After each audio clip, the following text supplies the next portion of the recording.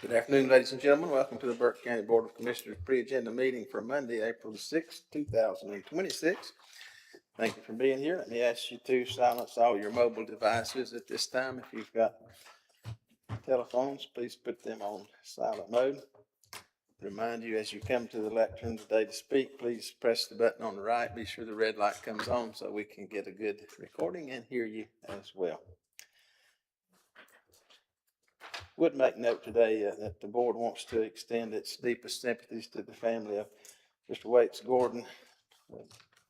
Waits was a dedicated public servant in our community, contributing through his work with the Burke County History Museum and his service on the America 250 North Carolina Committee, helping plan our America's 250 anniversary, as well as a United States Marine Corps veteran and active community volunteer in many, many different avenues in our community. So again, we remember Waits and I asked you to keep his family in your thoughts and prayers, and that service will be April the 18th at 1 p.m. at the First United Methodist Church. Gentlemen, this brings us to item number 2. I would also note that, Madam Clerk, that all commissioners are present with the exception of Mr. Burns, who had an engagement. He may be in later, but he is not present at the moment. So, and everyone else is present along with our attorney and manager and finance officer. Gentlemen, that brings us to item number 2, approval of agenda. Gentlemen, I'll entertain a motion. And please note the amendment. Mr. Chair, I make a motion to approve the agenda as amended, moving decision item number 5, HR personnel policy updates to the consent agenda. All those in favor of that, please signify by the uplifted hand. 4-0, Madam Clerk. I have several presentations today. First one will come from Guardian Ad Litem. Thank you. Proclamation designating April 2026 as Child Abuse Prevention Month. This will be presented by Amy Kincaid. Good afternoon, Amy. Good afternoon.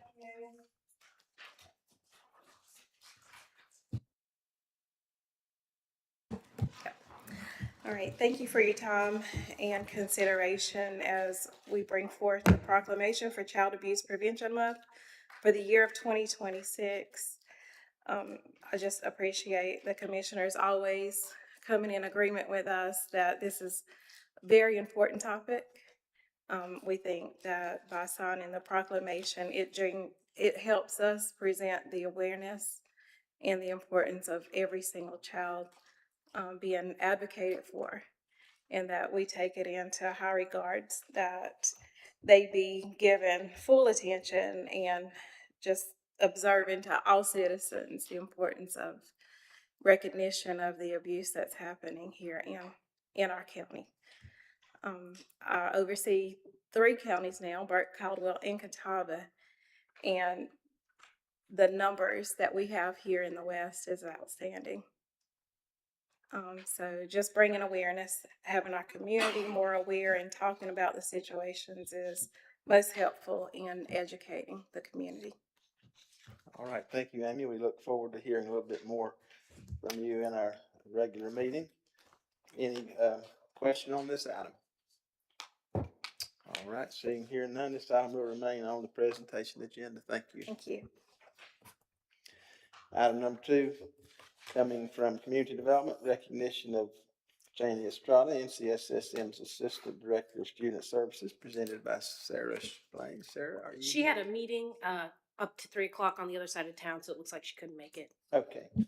All right. I'm happy to cover it if you'd like. Okay. You got a comment? Just that this is a recognition of Janie Estrada, who's the who operates over at North Carolina School of Math and Science. We had hoped to have this on your March agenda, but there were some scheduling challenges, and Sarah has just asked that the board give recognition for the civic engagement, specifically with the School of Math and Science investment into Friends of Fauna Flora Trail, as well as some of the other initiatives and county projects here. But there was a significant amount of community hours put in, and just wanted to give some recognition to that group for their efforts. All right. Thank you very much. We'll look forward to hearing a little bit more about that at our regular meeting. Any other questions? Seeing here none, without objection, this item will remain on the agenda. Item number 3 on presentation comes from EMS, recognition of life savers. This will be presented by James Robinson, our Emergency Services Director. Afternoon, James. Good afternoon, gentlemen. Quarterly, we try to get in. Unfortunately, with the month of March, we were extremely busy. There was no way we could get in, so we did push back to April. We've got several recognitions that we have for the month of April. There's also some extraordinary facts in there about our program, how we continue to grow as an agency, and some other finer details. But the impact that we make every single day, there's a catchphrase that you'll see in our PowerPoint presentation, and it's not necessarily about the time, it's about the care that people receive when we get there. I think that impact, especially after this past week, is also very profound from several of the calls that we've had as well. So while we won't be recognizing the calls from this past week in that presentation, that impact is definitely felt within our community. Happy to answer any questions. All right, thank you, James. Any questions on this item? Again, we look forward to hearing a little bit more about that during our regular meeting. Thank you, James. Without objection, this item will remain on the agenda. This brings us to scheduled public hearings. We do have one public hearing this month. This coming from Community Development, consideration to amend Article 8, Administration and Enforcement of the Burke County Zoning Ordinance in public hearing. This will be presented by Patrick Dickinson, our planner. Afternoon, Patrick. Good afternoon. How are y'all doing? This is a pretty minor zoning text amendment. This is our kind of cleaning up of our duties for the Planning Board and Board of Adjustment. Primarily, this comes from the alternative requirement for the Board of Adjustment. We want to make sure that all of our board members can participate, as we have for a very long time. So basically just codifying that the alternatives requirement has been removed, and some other small adjustments as well. Did y'all have any questions for me from the staff report that was provided? All right, thank you, Patrick. Any questions for Patrick on this item? All right, seeing here none, this item will remain on the public hearing agenda for our regular meeting. Thanks, Patrick. Brings us to consent agenda, item number 5. We have a number of consent items to hear today. First one, Board of Commissioners proclamation declaring May 7th, 2026 as National Day of Prayer. And gentlemen, you can see that proclamation.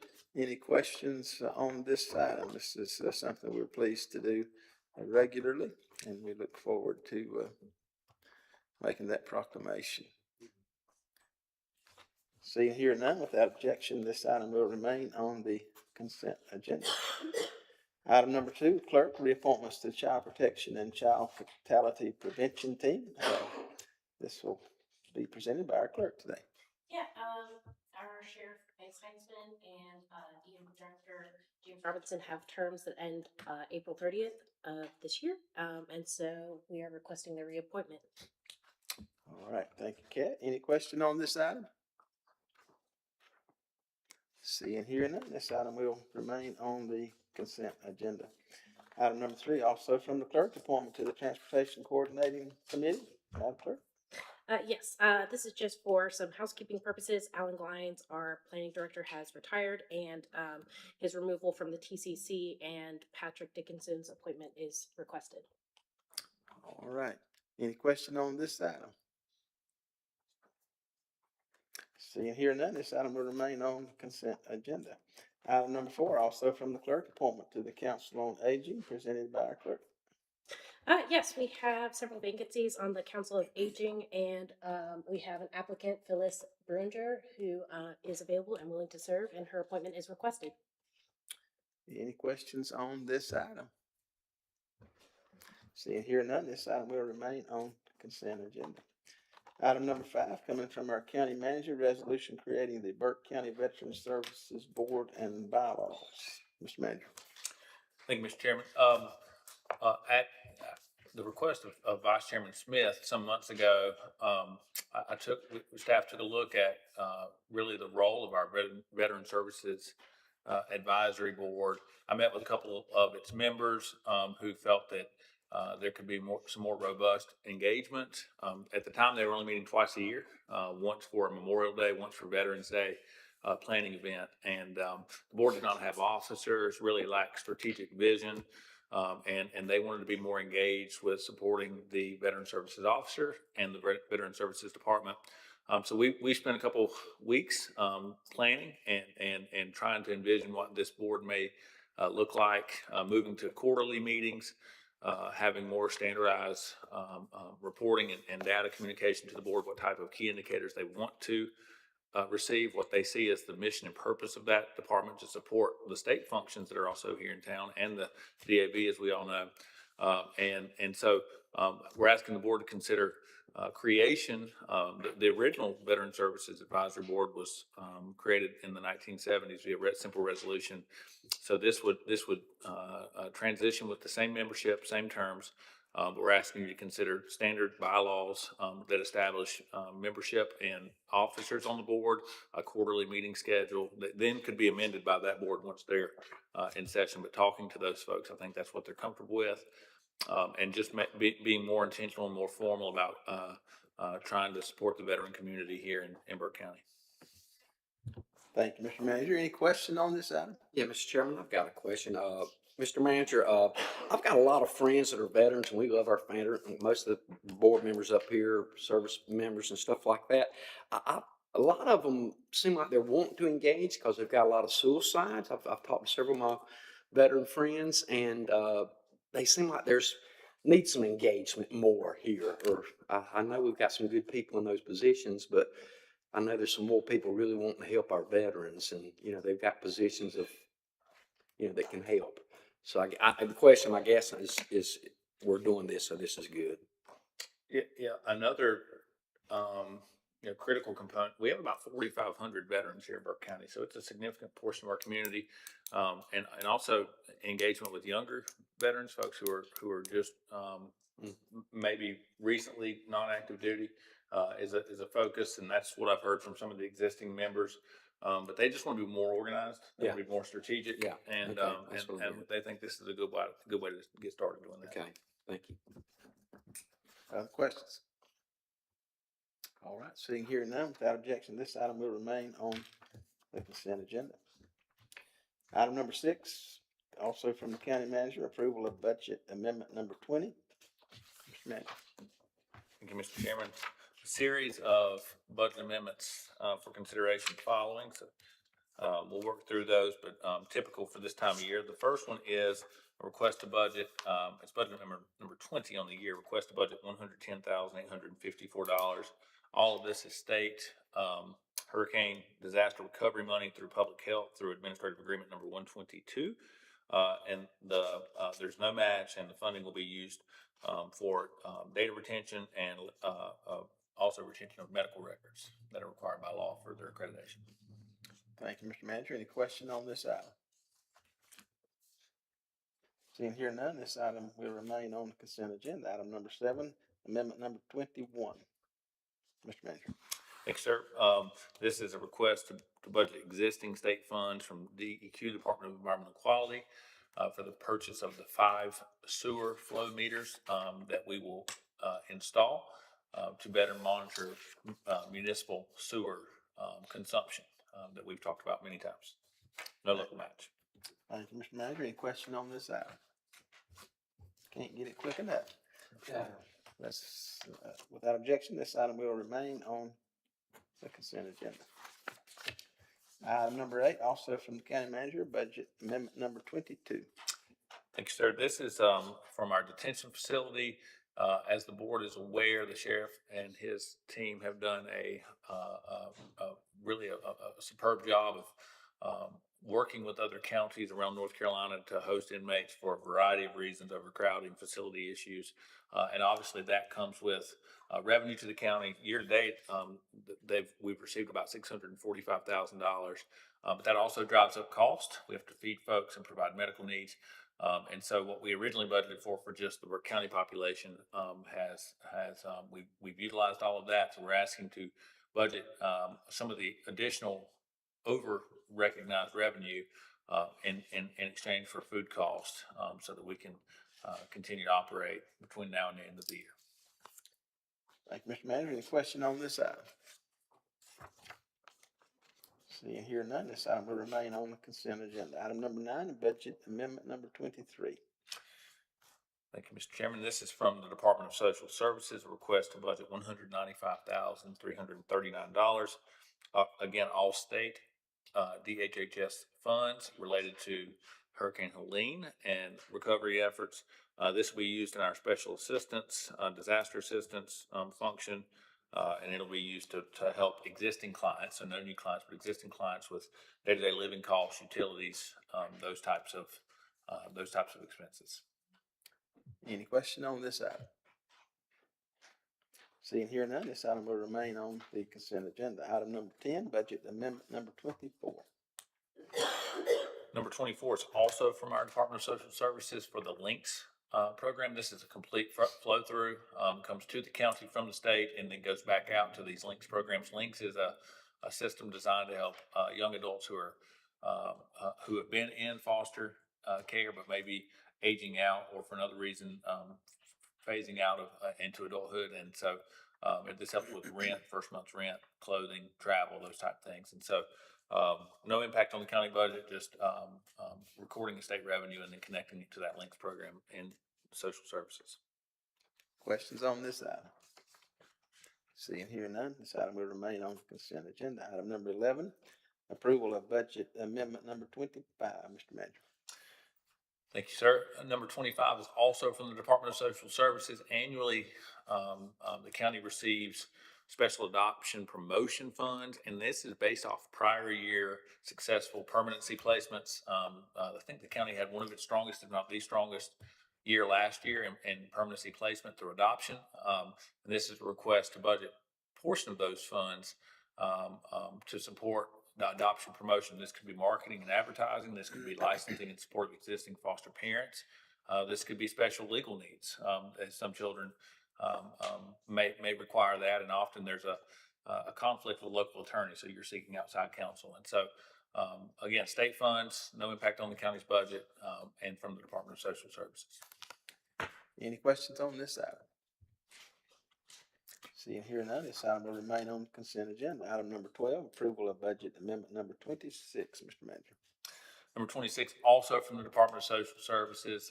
And I know I spent substantial time with board members last week, one-on-one, talking about some of the challenges that we're experiencing with the state transition to Healthy Blue, which is the new, both the standard plan and a specialty plan for foster youth who are obviously receiving Medicaid.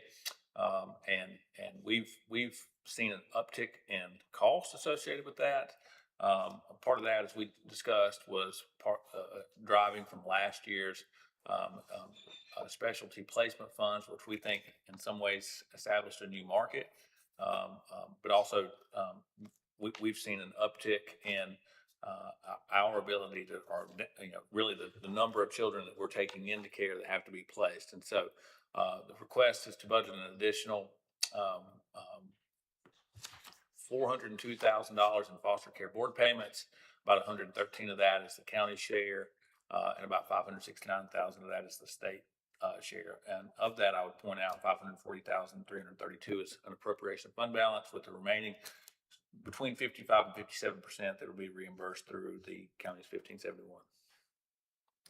Any questions on this item? Seeing here none, this item will remain on the consent agenda.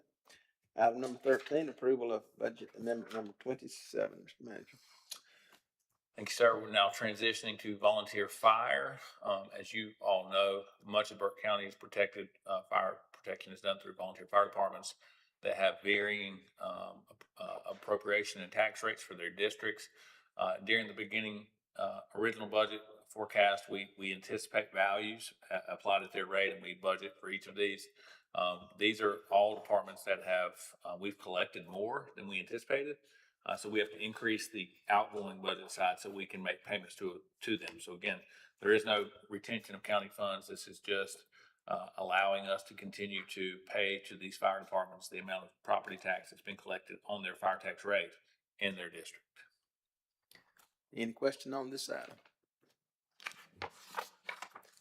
Seeing here none, this item will remain on the consent agenda. Item number 14, amendment number 28. Mr. Manager. Budget amendment number 28 is an annual budget amendment. We do this. This will be our third year in a row doing it.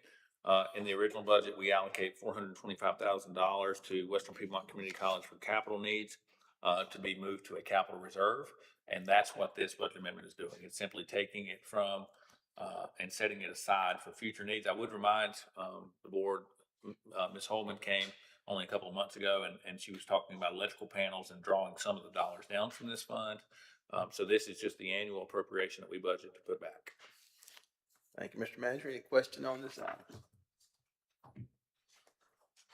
This item then will remain on the consent agenda.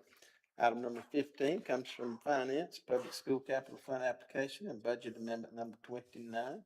This will be presented by Margaret Pierce, our Finance Director. Good evening or afternoon. There's two items going on in this one. Actually, the school has requested 27 projects out of the state repair and renovation funds. These are funds generated from lottery tickets that the state will allow you to use for different repairs and renovations. They have 27 projects they talked to the state about that they'd like for us to endorse the applications. It's required by the state that we actually approve them. They'll go through our books, but it's no county dollars. Yeah, it's great. They're actually going to bring 21 more. He emailed me today, so they're trying their best to use other than county dollars, which we really support them in. So, the other item we have within this is amendment number 29, which is they are asking for $870,494 be added to the budget for the central office renovations due to what we've all seen, which is repair costs and renovation costs are a little more than you originally anticipated. So that'll make the total budget $10,870,494. These funds would come from their set-aside capital that's been generated by sales tax dollars. So it's really no county dollars involved in this either. They're just requesting shift it from the set-aside to the project. And the school Any board- questions? And the school board has approved this, right? Yes, both. Both have been to the school board. Any questions on this item? Seeing here none, this item will remain on consent agenda. Thank you, Margaret. Item number 16, also for Finance, Property Surplus Sales. Ms. So we had 3 properties that you asked us to take back out to bid. Of those 3, one did meet reserve. It's a property on Rocky Ford Street. It was $5,000 was bid on it, which met the reserve requirements, and we request approval to close that sale. Any question on this item? All right, seeing here none, this item will remain on consent agenda. Also from our finance office, item number 17, USDA lease renewal. USDA rents space with us in the ag building on Ammon Road. They are requesting, it's up for renewal. It actually doesn't renew, but because things take a little bit longer with the federal government, they asked us to go ahead and bring it to our board. They are requesting that their lease be renewed from January 1 to December 31, from 27 to 2031. Excuse me, it's a 5-year lease renewal. We are going to see an increase in the rate. Currently, we receive about $14.11 per square foot, and we've requested they go to 25, and they have approved that rate increase. So we will see a little bit of extra rent money next year in the budget. It will be in the next year's budget. All right, thank you, Margaret. Any question on this item? Mr. Chairman, is that at the ag? It's in the ag building, yes. Okay. They have a small space in there for USDA they work closely with our soil and water, so it's good for them to be side by side there. We all about the agriculture. Other question, comment? Seeing here none, this item will remain on consent agenda. Thank you, Margaret. Item number 18, coming from Health Department, proclamation of National Public Health Week. This will be presented by Samantha Simmons, our public health educator. Afternoon. Good afternoon. As we recognize Public Health Week this April, we want to extend our gratitude to our public health staff, the dedication, compassion, and ongoing commitment to strengthen the health and well-being of our entire community. Thank you. Thank you. Any question on this item? Seeing here none, this item will remain on the consent agenda. Thank you, Samantha. Item number 19, coming from opioid response resolution authorizing execution of the remnant defendants' national opioid settlement participation documents. This will be presented by Brandy. Afternoon, Brandy. It's a mouthful. Yes. Good afternoon, gentlemen and ladies. So yes, like you said, this item is reference to the remnant defendant settlement, which is essentially just a mop-up phase of the national opioid litigation. Actually, it is the last 6 regional drug distributors and dispensing entities that were not a part of the earlier national settlements. And what the county has to do is, or local governments that must opt in to receive their share of the funds. So really what this is just an authorization allowing the county manager to sign on so that we can get our part of the money. Any question on this item? All right, seeing here none, this item will remain on consent agenda. Thank you. Thank you. Item number 20, coming from our HR department, personnel policy updates. And gentlemen, you have these items in front of you as well for your review. We'll hear from Mr. Miller. Thank you, Mr. Chairman, members of the board. Real quick, I got just a couple slides, nothing major. But as you will remember, the board approved policy revisions back in August of last year with an October 1 effective date. As you well know, with any policy revisions of the magnitude that we just went through, there are going to be areas where the policy can be updated or improved. There are 3 policies that we are considering altering at this time. The first is going to be on our compensation plan. That was simply some verbiage that had been approved previously by the board in the last couple of years and didn't make it over into the rewrite of our new policies. So it was an omission that we want to put back in. We have dealt with some adverse weather events through our snow events we've had over the last couple of months that have really brought to light some things we want to tighten up on our adverse weather policy that we'd like to include. And then the drug and alcohol-free workplace policy we're still working on, is still under review. We anticipate having revisions to you in the next week or two to look at in regards to our drug and alcohol-free workplace policy as well. So copies, like you say, have been provided to you. If approved, we would like to implement those on May 1st, and we will go through a structured process of recommunicating those policies to our employees if approved. Happy to entertain any questions.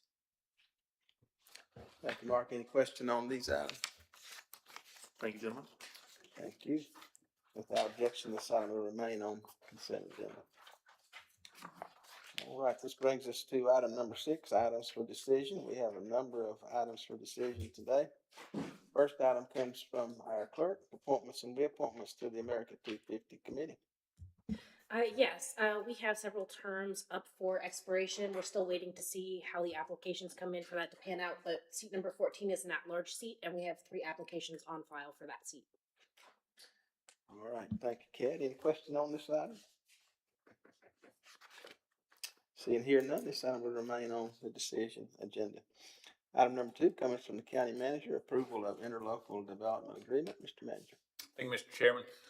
In 2 weeks, I'll be prepared to provide a more in-depth presentation, but this is in relation to a memorandum of understanding with the town of Valdez to help provide a municipal grant from state infrastructure dollars. As a reminder, the General Assembly allocated about $3.2 million to Burke County for a housing inducement fund. We'll leverage that by providing municipal grants to communities where housing is probable or there's an active project.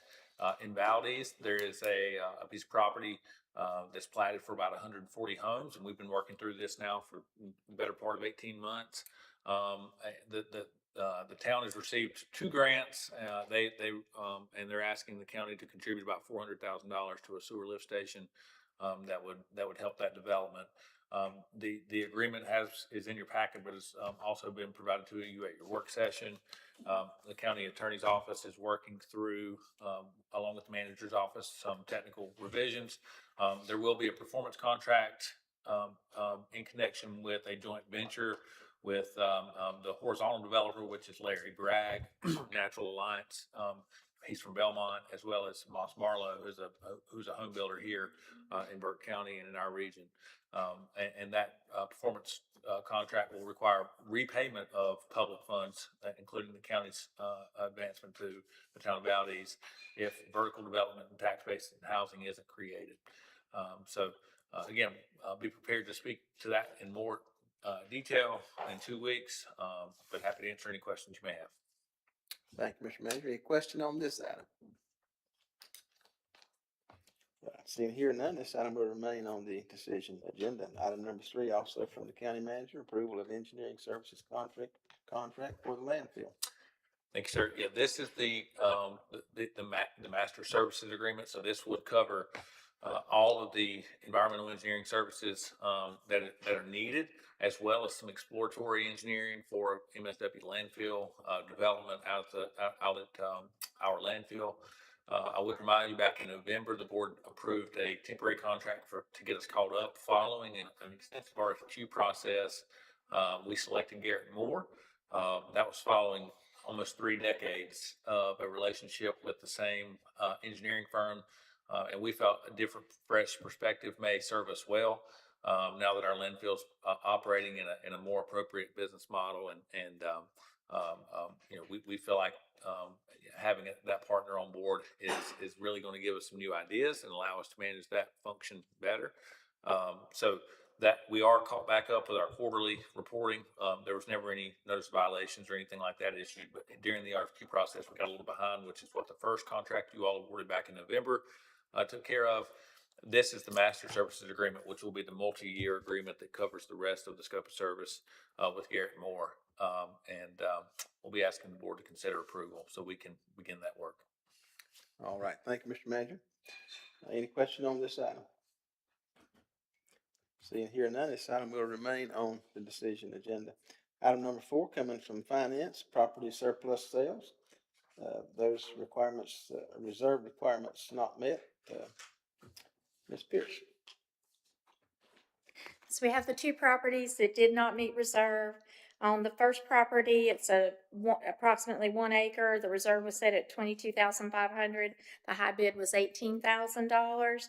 This is slightly higher than we received last time, but only, I believe, by about $2,000. The second property on Kirksey Drive, 1.47 acres. Again, the reserve was $22,500, and the high bid was $17,800 on this one. And we are seeking direction from the board whether you would authorize the sales at this point, since we've tried twice and not been able to get the reserve, or if you'd like for us to put them back out one more time and just keep trying, or what you'd like for us to do. All right. Any question on this item? Seeing here none, this item will remain on the decision agenda. Thank you, Margaret. And we removed item number 5. During the agenda approval, this brings us to the new item number 5, tax collection report for a period ending March 31, 2026. This will be a placeholder. John, I don't see John with us today. Any questions that on this item? Seeing here none, this item will remain on the decision agenda, along with item number 6, tax release and refund report. Any question on that item? This item also will remain on the decision agenda. All right. This brings us to reports and comments. Gentlemen, I would remind you, if you have any reports that need to go into our package, please get those to Kat as soon as you can so that we can include them in our regular agenda package. And also a reminder of the NCACC update on property tax legislation via Zoom at 3:30 on April 9th, if you're available and can participate in that Zoom meeting.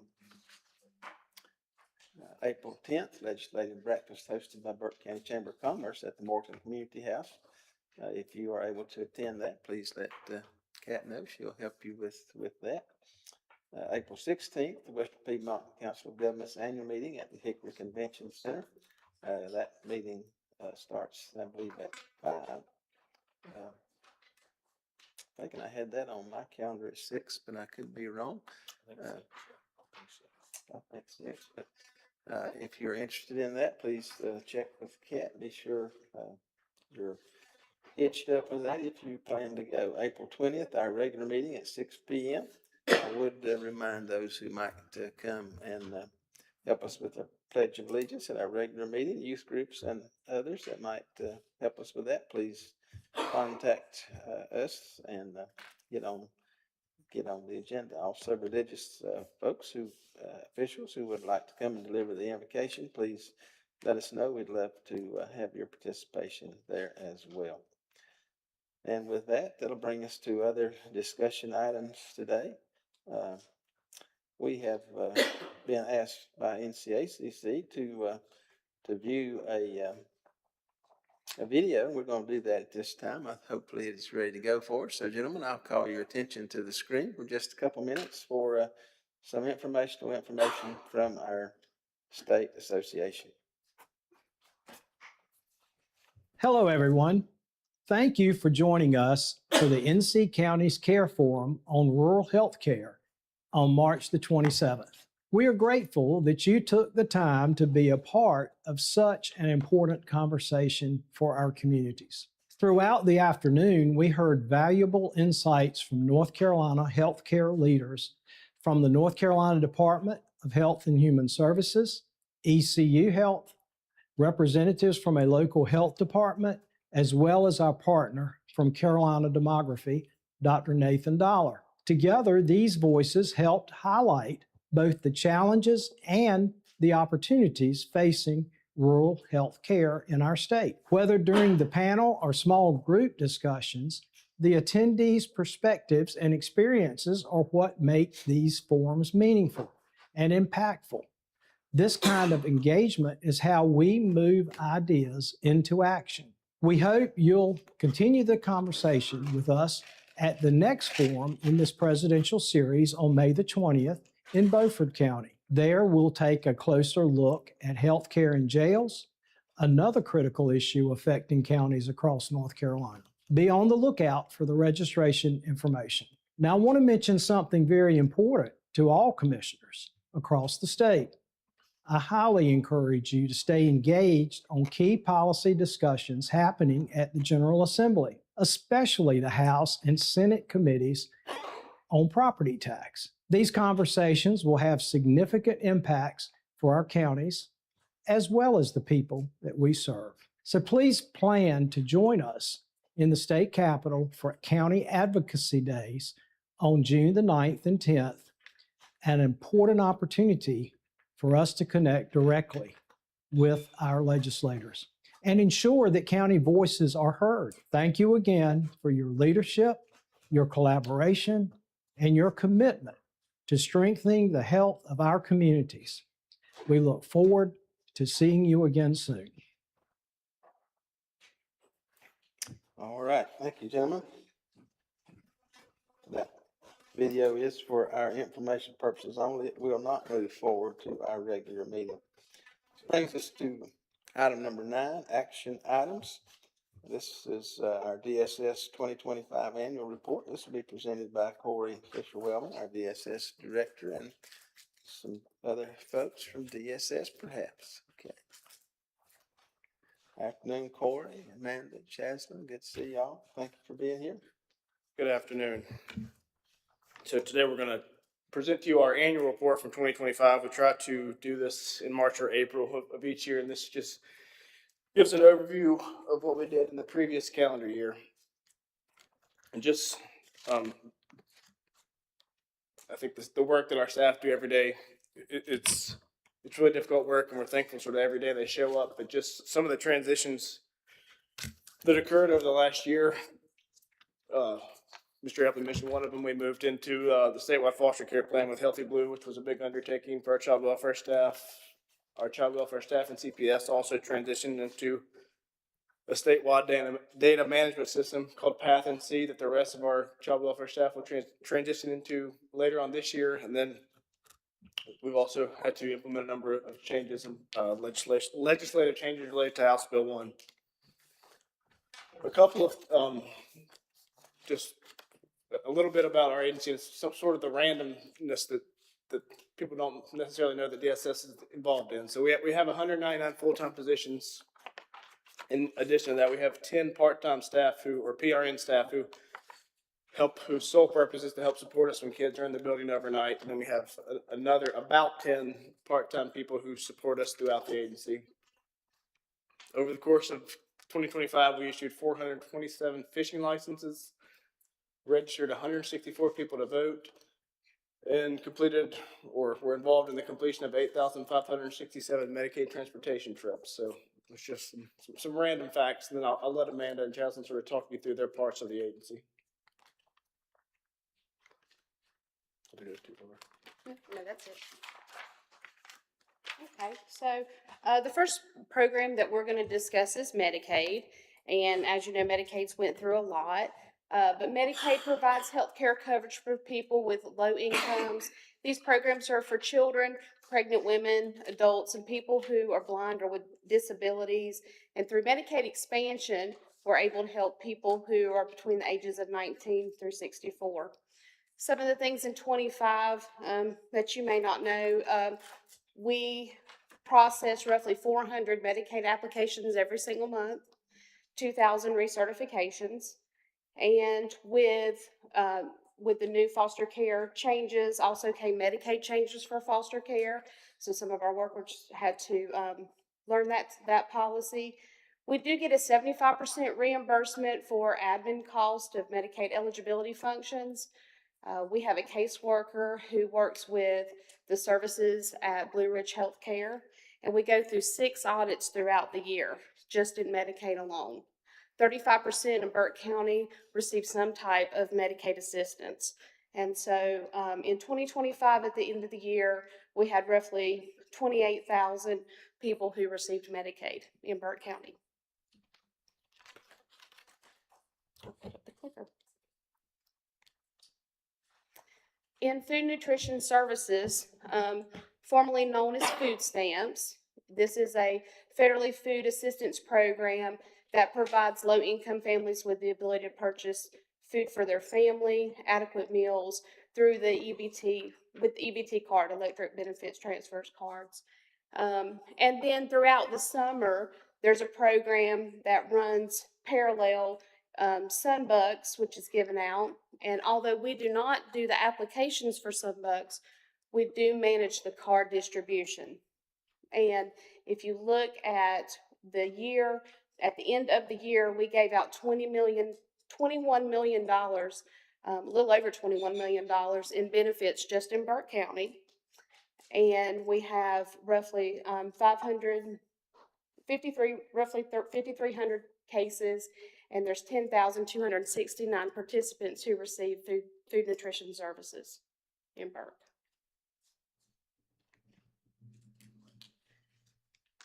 Our Work First program, in North Carolina, we call it Work First, but it's our TANF program.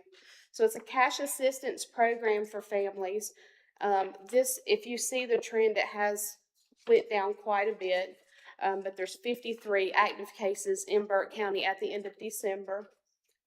This program is to help families become self-sufficient.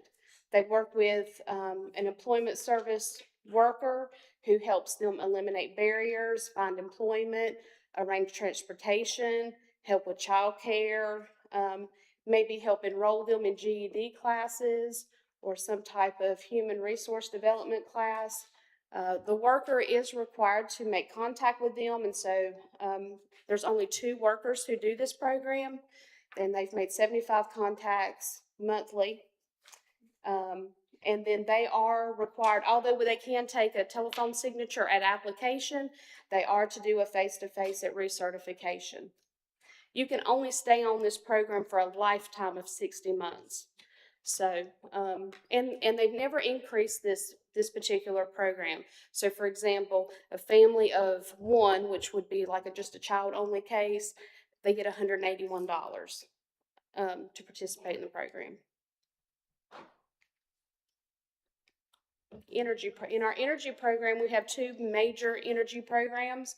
One is the Crisis Intervention Program. It helps with heating and cooling emergencies. They have changed a little bit about this program, which is good. You used to have a disconnect notice in order to be eligible. Now you just have to have a past due bill. So we're able to kind of help more people before it becomes a true crisis as far as a disconnect. And by the end of December, we had done 1,994 applications. And in the Low Income Energy Assistance Program, it's a one-time payment directly to the vendor. And we did 1,450 applications in this particular program. And if you look at the pie chart, this is the total payments for 2025.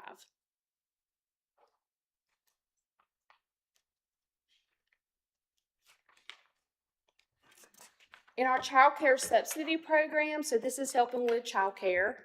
One of my favorite programs because it does help families maintain their own self-sufficiency. We work with these families so that they continue to they can work and afford daycare, or attempt to find work or go to school or do on job training. And we had 406 cases in Burke by the end of December, and gave out our allocation was a little over $3 million in child care. Oh, I did want to note we did serve 432 children in Burke County. Jocelyn's going to talk a little bit about her side of special assistance, but there is an eligibility side. On the eligibility side of cash assistance, there's two. So there's the special assistance that helps pay for recipients who reside in licensed facilities authorized to receive SA payments, and there's SA in-home, where it helps provide low-income North Carolina residents who are eligible for Medicaid with a monthly cash benefit to help them maintain living in their own home. It is 50% county dollars and 50% state dollars, and on those, it goes to the bank of their choice. So it's direct deposit. It can also go on an EBT card if they don't have a bank. And we roughly have a total of 253 recipients in that particular program. Our child support services, we do partner with Veritas, so we do outsource. We've done that since 2020. It has been very successful. It's a great partnership that the county, our DSS has with that agency, and they run on a fiscal year at June of 2025, 2,220 cases. So there was a time in 2020 that we ranked 100 out of 100 counties. So just to kind of throw out there, we have made so much improvement in this area. We now we're in 51st place. Yeah, so I'm really proud of that. And every month we still, because we are required, so we just can't give it up. We're part of that program. It is a partnership, and so the state rep, the Veritas office manager, the Veritas executive, and I, we all meet monthly. We make sure we go over all the performance measures and discuss any concerns that we have. And if you can see our collection, the collection rate was met, which that doesn't happen statewide quite a bit, where you actually meet your collection rate. But we did collect quite a bit of money, almost $4 million. So, and I will let Jocelyn finish us up. Hey, so moving into permanency planning, which is also known as foster care, in the year of 2025, 308 children in Burke County experienced foster care. If you note, there is a good bit of an increase in 2025 compared to the prior 2 years, and I do think that the increase is attributed to our CPS backlog, which we have since eliminated, and then also just changes in leadership and agency practices.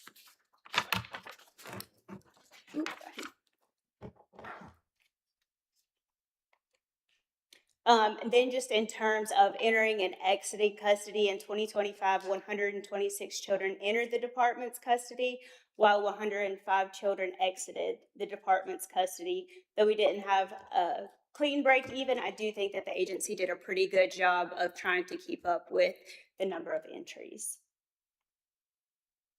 For adoptions, this is obviously where children in our care go through the separation of parental ties to then be adopted by a selected family. That could be a licensed foster home, it could be a relative, it could be whatever kind of kinship placement exists for that child. In 2025, and that this number 37 is actually for the calendar year. We completed 37 adoptions, but it does go by fiscal year for adoptions, and I do just want to give you those numbers. So every year in adoptions fiscally, the state gives us a baseline that we need to complete. And that's how many adoptions. So in the 2024-2025 year, our baseline was 15, and our team actually completed 43, which then attributed to the amount of adoption incentive funds the agency received. For 2025, our baseline, 2025-2026, our baseline was set at 34. And so far we have completed 29. So I do think that we're on a good path to meet that baseline again for this year. This is Child Protective Services, where we get CPS reports for abuse, neglect, and dependency. In 2025, we received 1,589 reports, and of those, 999 of those reports were accepted and either investigated or assessed.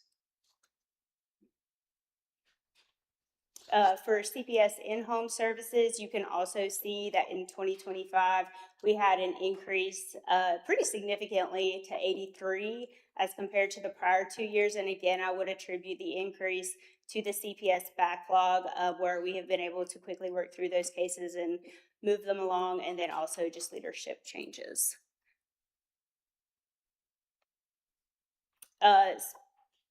This is a repeat slide.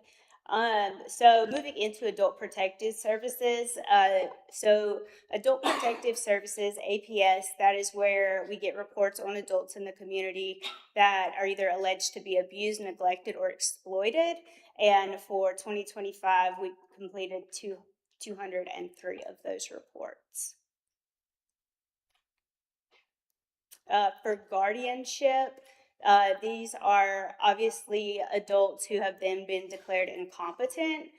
In 2025, we served 71 individuals as guardian of the person, and we gained 30 new adult wards through the court. We do have an established contract with Hope for the Future that we have contracted out 17 of those slots, and we're currently actively using all 17, which is very helpful. I will say, just as a trend, we are trending back. When we originally did the contract with Hope for the Future, we were around the number we're at right now, 71. And I think the trend that we continue to see that's very challenging for our adult services unit is getting younger and younger wards in with severe mental health. And obviously, we're going to have them for a significant period of time just because of their age. So that is something to keep in mind.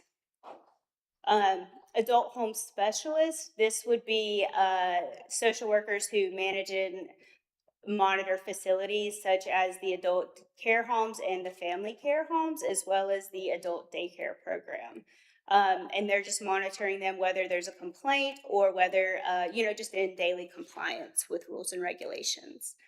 So in 2025, the adult home specialist conducted 114 investigations and then 76 routine monitoring visits. So for special assistance on the social work side of the house, this has a case management component, and it is a monthly cash payment for adults the goal is for them to hopefully stay in like the least restrictive environment. And you could tell the numbers have significantly gone up, but the state has now changed that you're not allowed to have a waiting list. So, and it's an entitlement program. So anybody who comes in and qualifies for the service, we do have to see.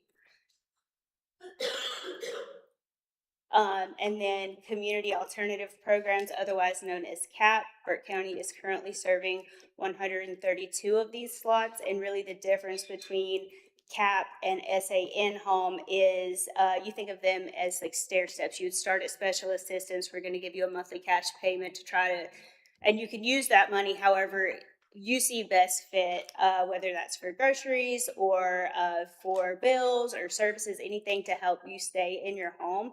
Whereas CAP, it would be a step up, and it gives you greater access to more services and funding streams. And that is all we have. Any questions?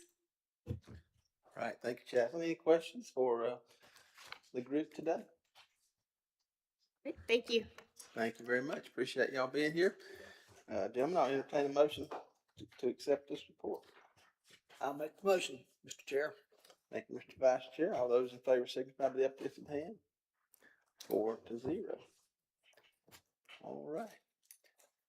Well, gentlemen, brings us to item number 10. Adjournment. Chairman, I'll make a motion. All right, you've heard the motion to adjourn. All those in favor signify by the uplifted hand. 4-0. Thank you very much. Thank you all for being here this afternoon. Appreciate your attendance and your presentations.